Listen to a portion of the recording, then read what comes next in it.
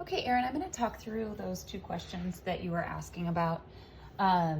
First off, just a reminder that relative dating means that you are comparing rock layers to each other. So when we're talking about the ages of two rock layers, you would be saying that one layer is older or younger than another, but you would not be able to put an exact age to either layer, okay? So that would be like if you and I were standing next to each other, someone might be able to say, Miss Rice is older than Erin, okay? But they wouldn't be able to say my exact age. They probably wouldn't be able to say your exact age. So that is relative dating. You're comparing layers. So the first thing that we're going to talk about is the principles of relative dating, which basically are the rules that we need to follow when we're solving these relative dating problems. So the first rule of relative dating is this idea of superposition. Okay. Superposition is a pretty simple one. It means that if we were looking at rock layers that have not been disrupted, the oldest is on the bottom and the youngest is on the top. Okay, so if you think about a stack of papers, okay, I have newspapers on a front doorstep. Maybe I have been home in a week and I'm getting the newspaper. The delivery person's going to put the oldest one on the bottom, and then as you get higher in the stack, they're going to get younger or newer. Okay, so that's this idea of superposition. So that is one of the principles. Another principle is, actually I'll use the same idea here, or the same drawing here. This, we can also talk about lateral continuity. And those words might sound like pretty big words, but lateral just means side to side or horizontal, and then continuity means it's continuing. So what this rule is saying is that if you're looking at a rock layer, and let's say we're looking at the bottom one here, that when it is created, it is formed from side to side. Okay, so that's another of these laws. Another law is that sediments, so little pieces of rocks, deposit originally in a horizontal manner. So all rock layers form horizontally like this to begin with. Okay, so if they are horizontal, that's another principle. Remember these. So this is called original horizontality.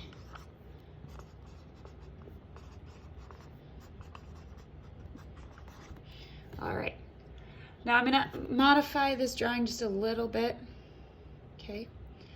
Let's say we only have two layers here, and this layer is made out of shale, okay? And I'm gonna make that type of rock, have little lines going through it just so we can tell the difference between the two types.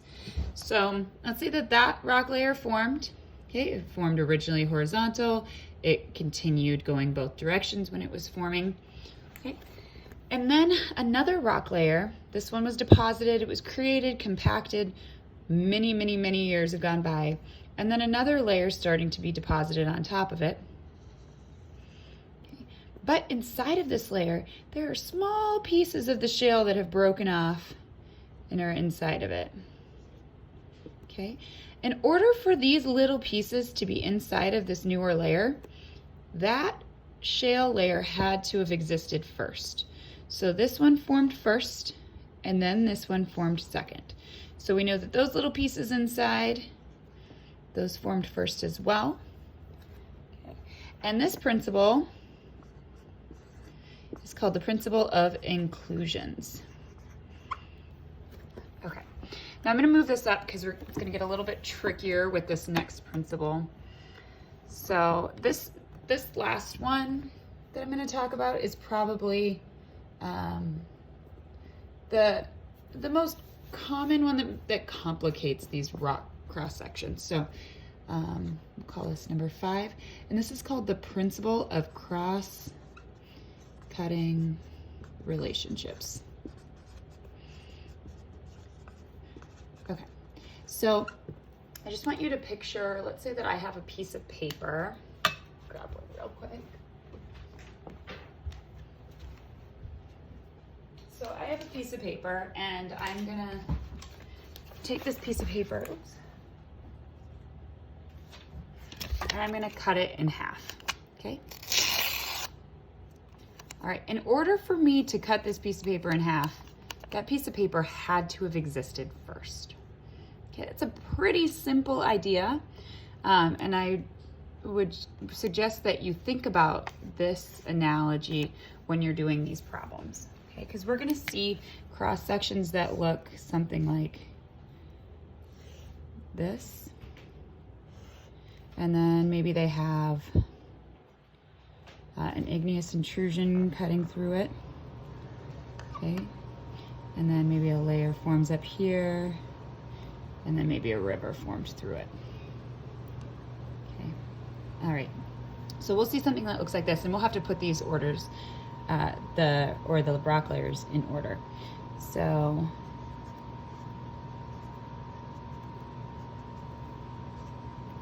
okay, so when I look at this one, I need to think back to what happened first.